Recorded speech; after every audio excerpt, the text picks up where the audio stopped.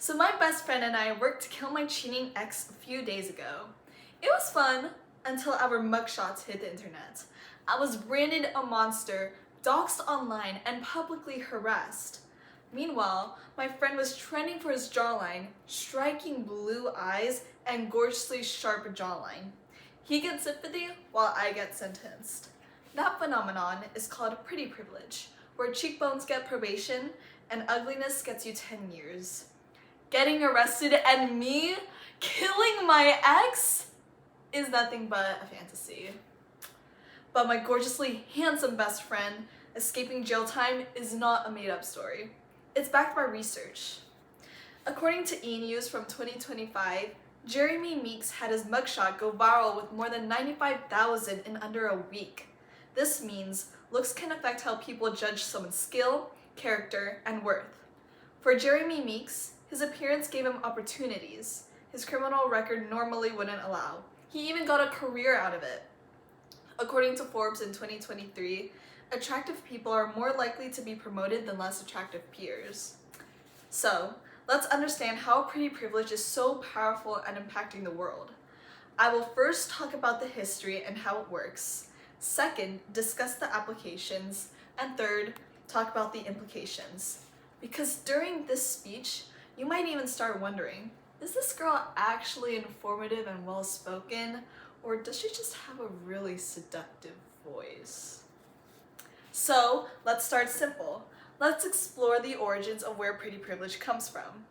According to Forbes magazine in 2024, pretty privilege is described as an unearned social advantage that attractive people receive because others assume they also have qualities like intelligence, kindness, or competence. But this idea is not new. Pretty privilege is ancient. Back then, if you were hot, you didn't get more followers. You got painted on a vase. According from ABC News in 2024, since ancient times, beauty has been considered among the most important values of Western philosophy. Plato believed that physical beauty was related to the divine and reflected a person's goodness, while ugliness was a sign of moral corruption. In modern translation, Plato said beauty reflected the divine. Today, we call that good ring light and Facetune. Beauty has long been associated with goodness and virtue, leading people to assume attractive individuals are more trustworthy or capable. These ancient beliefs still influence modern society, where physical appearance often results in unfair advantages or social benefits. So basically, if you had acne in ancient Greece, not only were you ugly, but you were apparently evil too. Cough, cough, Socrates. Not only is this phenomenon built into our religion and society for centuries, it has been built even into our biology. And it turns out, we've been judging looks since birth. According to UCLA in 2020, studies show that infants aged 12 to 24 weeks show visual preferences for symmetrical and more feminine-looking faces in line with adult attractiveness.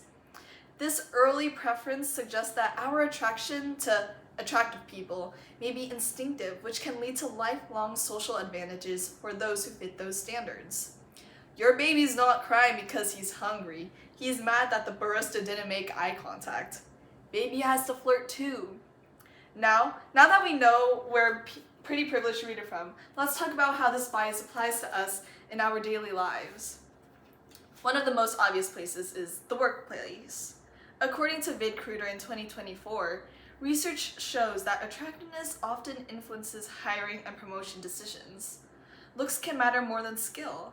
That's why stores like Abercrombie & Fitch or Brandy Melville often hire based on appearance, not ability. Because who cares about F grades when you got F cups? CNBC in 2024 states that men benefit more from their looks at work than women do. So no wonder why my friend was able to get away with murder. Want more proof that men get ahead before women? There's one job that has always been med. Any guesses? The President of the United States. Duh. According to Fisher College of Businesses in 2024, you are even more likely to become president if you are a man, white, and over 6 feet tall. Apparently, America thinks this is the best way to take the high ground. Beyond the workplace, pretty privilege also plays a huge role on social media. According from Time magazine in 2024, beauty creates a halo effect that makes them seem more likable, capable, and trustworthy, which gives them higher visibility and social status online. When people see a pretty face, they automatically hit like. Additionally, the Journal of Media and Marketing in 2023, social media influencers significantly raise purchase intention and engagement more than celebrities, and often have more credibility too. I mean, Kylie Jenner posts about lip gloss and the whole country looks like a pufferfish. National Institute of Health in 2025 platform design can intensify all this engagement optimized algorithms tend to amplify attention-grabbing content. I once posted about plastic pollution, I got 12 likes. Then one time, I sneezed on camera with a cat filter showcasing me with whiskers. 50,000 likes. Apparently the algorithm said, finally, some action. Now that we know how pretty privilege plays in our daily lives, let's talk about the good and bad implications of this bias. On the positive side, being seen as attractive can strengthen a person's mentality. In the article Pretty Privilege, How Far Does It Really Get You? From Very Well Mind in 2024, it explains that attractive people often receive more social support and validation from others. This can boost people's self-confidence and help them feel more self-assured in how they present themselves. Pretty privilege can also help form stronger social connections. According to a report named What's the Price of Pretty Privilege by Mon University from 2022, individuals deemed physically attractive often experience broader social integration and stronger relational ties, simply because others are more drawn to them. This situation where people are naturally drawn to those they find appealing can encourage stronger relationships, greater social harmony, and foster unity and understanding across different groups. So if you're wondering why you're still single, it's not your personality, it's your face. However, the effects of pretty privilege are not always good. Pretty privilege can cause more casualties. According to the study Beauty is Only Skin Deep, an examination of physical attractiveness, attractive personality published on PLOS ONE from 2023, and personal grooming on criminal justice outcomes. Physical attractiveness significantly influences criminal justice outcomes, with unattractive defendants facing harsher penalties. Because of this lenient treatment in the justice system, dangerous criminals who benefit from pretty privilege could be released more easily, potentially leading to more victims and casualties. According to the article titled Pretty Privilege at Work on the Walrus in 2023, attractive individuals often receive preferential treatment in the workplace, which can lead to a lack of accountability and hinder their professional development. Over time, this favoritism weakens workplace performance and damages the company's overall productivity and credibility. Now that I went over the bad and good implications of pretty privilege, let's wrap things up. To review, we first went over the origins and history of how the term pretty privilege was created. Second, we talked about how bias plays in our everyday life. And finally, we talked about the good and bad implications of pretty privilege.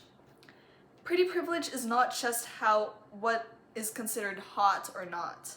It is a powerful social bias that influences opportunity, justice, and perception. It rewards looks over value and charm over character, shaping how we treat others and how we are treated in return. Earlier I asked if you think I was informative and well-spoken, or is it just my seductive voice? Well, now you know that it's both and a little bit of pretty privilege sprinkled in. So in the end, pretty privilege isn't just about looks. It's about how the world listens, because apparently when my best friend bats his lash, it's manslaughter, but when I do, it's murder with intent. But hey, if all it takes is to get out of jail as a jawline, I guess I'll just keep working on my jaw-dropping personality.